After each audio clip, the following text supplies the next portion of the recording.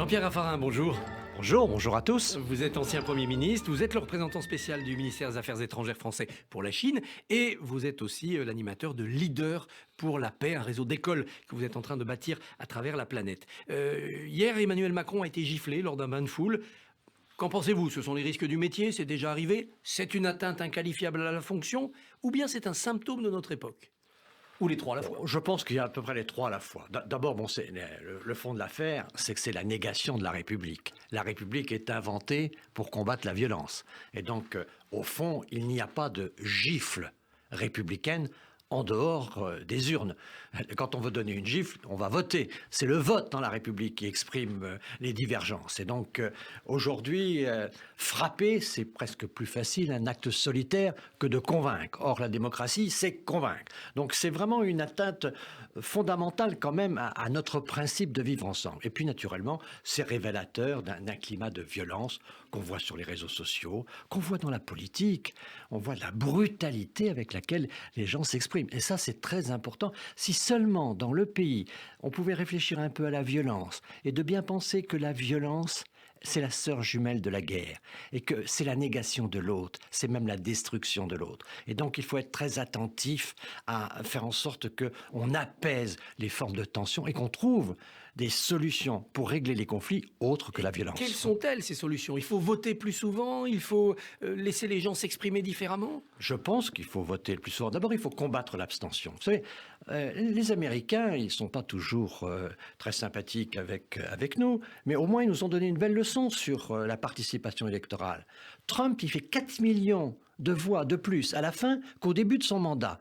Et comment il est battu? Il est battu parce que Biden mobilise 80 millions d'électeurs. C'est la participation qui est la voie de la démocratie. Quand j'entends des gens qui me disent qu'ils ne vont pas voter parce que la politique ne les intéresse pas ou que la politique ne sert à rien, je dis, vous n'êtes pas innocents de nos malheurs futurs si vous vous abstenez. Nous avons des élections le 20 et le 27 juin, des élections départementales, des élections régionales, des élections de proximité, des élections de démocratie. Il faut aller voter. Iriez-vous jusqu'au vote obligatoire?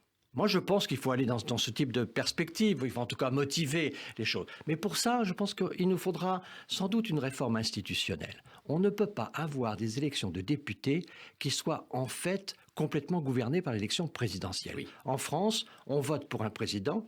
Finalement, il nomme les députés quasiment, puisque c'est dans la foulée, c'est lui qui fait les députés. C'est le bon sens d'ailleurs de donner une majorité. Et pendant 5 ans, présidentielle. le débat est verrouillé. Ça, c'est pas possible. Je pense qu'il nous faudrait quelque chose comme des midterms, des législatives au bout de 2 ans et demi.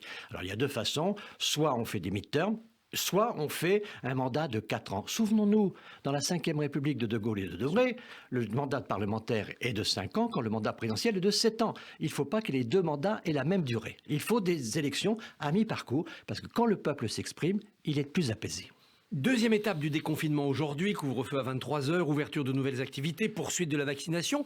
Diriez-vous que le gouvernement gère au mieux cette phase de reprise?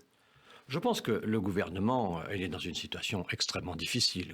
Gouverner le pays pendant cette période, j'ai trouvé que quand même, il y avait beaucoup dans l'opposition de gens qui étaient assez peu crédibles parce qu'ils étaient des critiques systématiques. On voit bien que c'est très difficile de gouverner la France d'une manière générale, mais dans cette pandémie qu'on ne connaît pas, parce qu'au fond, à chaque fois, on voit une nouvelle nappe de brouillard qui arrive. On croit sortir et on croit avoir le ciel clair, et d'un seul coup, du brouillard arrive, et on voit bien que même les médecins n'avait pas une voix très claire et capable de dire le chemin à prendre. Donc le gouvernement a géré tant bien que mal, mais je trouve plutôt bien. La question fondamentale pour nous aujourd'hui, c'est est-ce que nous sommes dans la sortie, c'est-à-dire est-ce qu'à l'automne, le pays est sorti de la pandémie, et là, nous allons rentrer dans un débat présidentiel et dans une situation, je dirais, normale, avec probablement, en effet, un effet de relance, peut-être un climat anéphole, je ne sais pas, et on va trouver quand même de la joie nouvelle dans notre vivre ensemble. Ça, c'est une perspective de sortie de crise, mais si on reste dans la crise, si on avait une nouvelle vague, si une nouvelle nappe de brouillard arrivait, là je serais très inquiet parce que au fond tout serait possible, y compris l'élection d'un saltimbanque, ce qui serait préoccupant. Et est-ce qu'on aura encore les moyens du quoi qu'il en coûte si on replonge dans la crise? On a l'impression qu'on a déjà beaucoup donné d'aide, les restaurateurs ne trouvent pas de main d'œuvre, comme si on avait mis les gens sous perfusion, ils étaient très bien. Il y a en fait, je crois en effet une question majeure parce qu'il y a des emplois en France que les Français ne veulent pas occuper. Donc ça veut dire qu'on n'est pas si loin que ça du plein emploi, d'une certaine manière. On a du chômage et du plein emploi à la fois. C'est-à-dire qu'au fond, les Français ne veulent pas occuper les postes, les méthodes de travail. J'entendais un certain nombre de restaurateurs qui disent les gens ne veulent pas travailler le samedi, les gens ne veulent pas travailler après telle heure, etc. Donc on voit bien qu'on a des conditions qui aujourd'hui sont assez difficiles. Ça passe sans doute par les rémunérations, ça passe sans doute par les conditions de travail. Donc il y a tout un travail à faire. Je pense que d'une manière générale, il va falloir penser à la croissance, mais il va falloir surtout penser à la cohésion sociale. Donc faire de la redistribution ?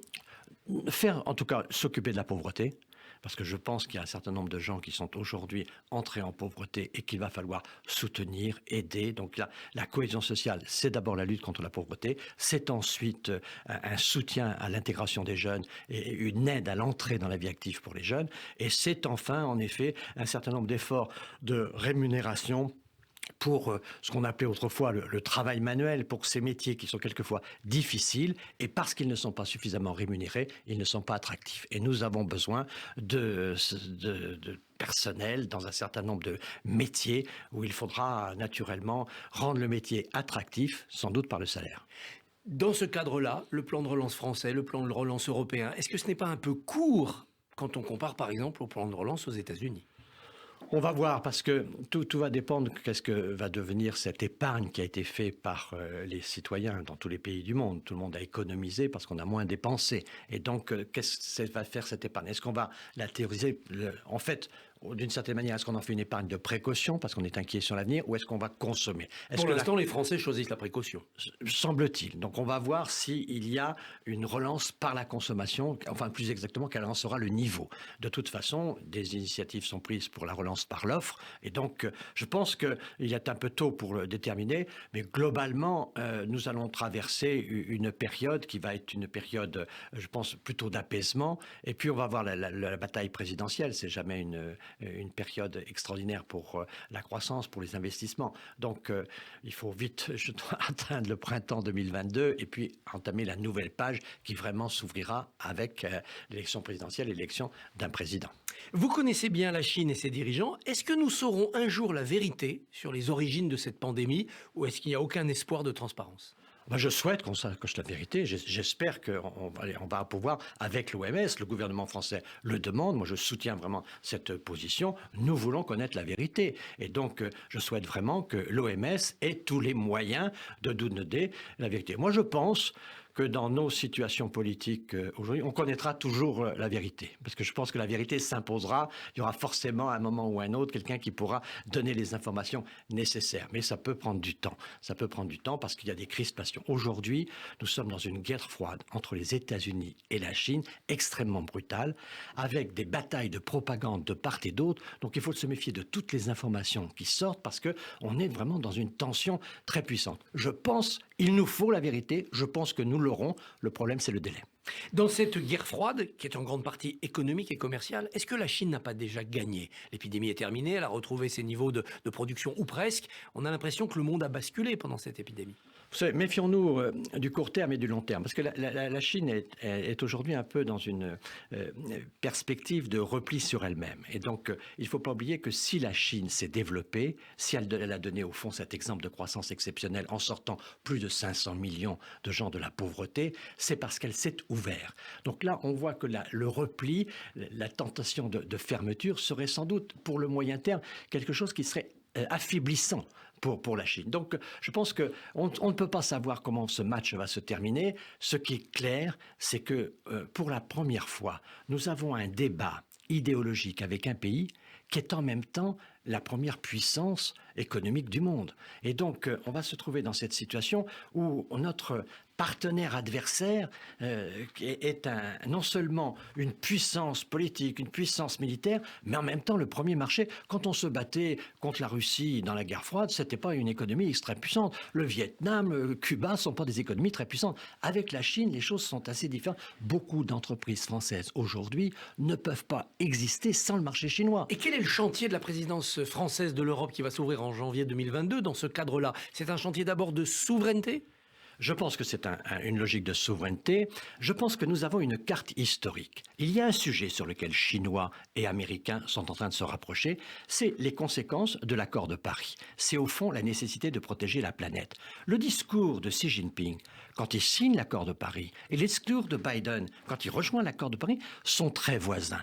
Aujourd'hui, on voit bien que la mondialisation a fait trop le choix de la performance économique en négligeant la dimension humaine. Aujourd'hui, protéger l'humanité, c'est protéger la planète. Et sur ce terrain-là, il y a un consensus depuis l'accord de Paris. L'Europe, si elle est capable de faire en sorte que l'accord de Paris et son organisation mondiale pour protéger la planète, ça peut être un levier, non seulement pour que nous ayons un rapprochement de la Chine et des États-Unis, mais aussi pour que l'Europe trouve sa voie. Vous savez, le consensus de Washington, qui était à la base de l'organisation mondiale, qui est ce choix de la performance économique, les choix de la Banque mondiale, les choix du FMI, eh bien, il n'avait pas, ce consensus de Washington, l'appui des sociétés civiles. Aujourd'hui, la planétisation, la bataille pour la planète, les jeunes du monde entier la soutiennent. Les sociétés civiles, les femmes, les entreprises soutiennent cette orientation. Et donc là, il y a une carte à jouer pour la France et pour l'Europe, faire de l'accord de Paris la nouvelle démarche de gouvernance mondiale.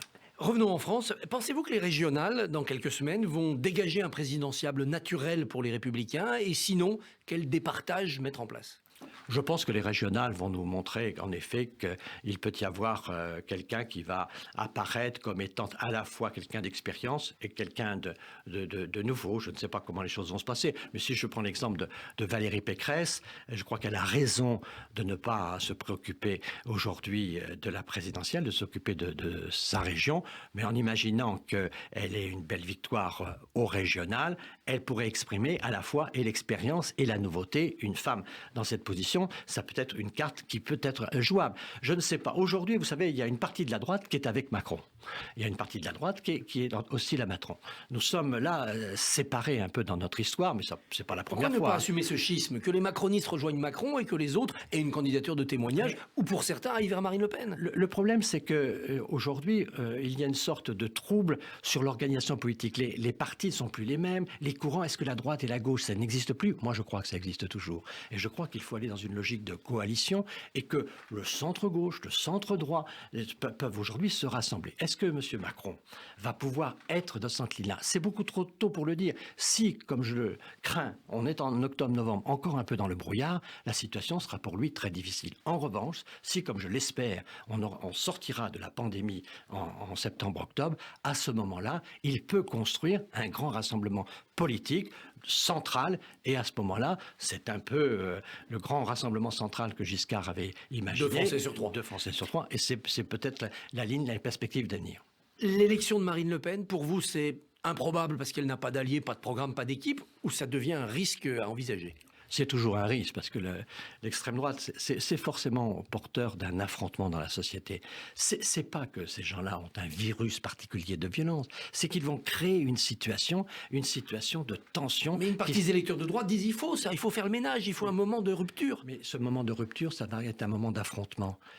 Vous allez voir dans les universités, les professeurs qui refuseront d'enseigner, les élèves qui refuseront d'assister à des cours. On va avoir une crispation. Les gens ne comprendront pas pourquoi quelqu'un qui est élu n'a pas de l'autorité. On va se trouver dans une situation où il y aura des incompréhensions dans le pays. C'est ça, la droite extrême, ce qui est, disons plus exactement, tous les extrémismes, c'est qu'ils transforment des braves gens en des gens qui deviennent inconditionnels d'une cause. On perd la notion du dialogue, on perd la notion du compromis, on perd la notion de la République. Et c'est ce processus de spirale de violence qu'il faut combattre. C'est pour ça que je pense qu'il faut éviter l'extrême droite. Je ne pense pas que Mme Le Pen ait fait des progrès en 5 ans. Je ne la vois pas aujourd'hui porter des initiatives, des idées qui peuvent rassembler. Donc, je ne la crains pas particulièrement. Je crains naturellement les tensions, je crains la guerre civile, je crains au fond la fin de la République, c'est-à-dire qu'on ne se respecte plus, on se gifle, on se tape et finalement on légitime la violence. Vous savez, ce qui s'est passé avec les Gilets jaunes, ce qui m'a plus frappé souvent, c'est quand je voyais 2 jeunes, 3 jeunes qui mettaient le feu à une banque, je voyais 500 personnes, 1000 personnes qui applaudissaient. Il ne faut pas légitimer la violence. La violence, c'est la négation de la République. Jean-Pierre Raffarin, merci. Bonne journée. Bonne journée à tous.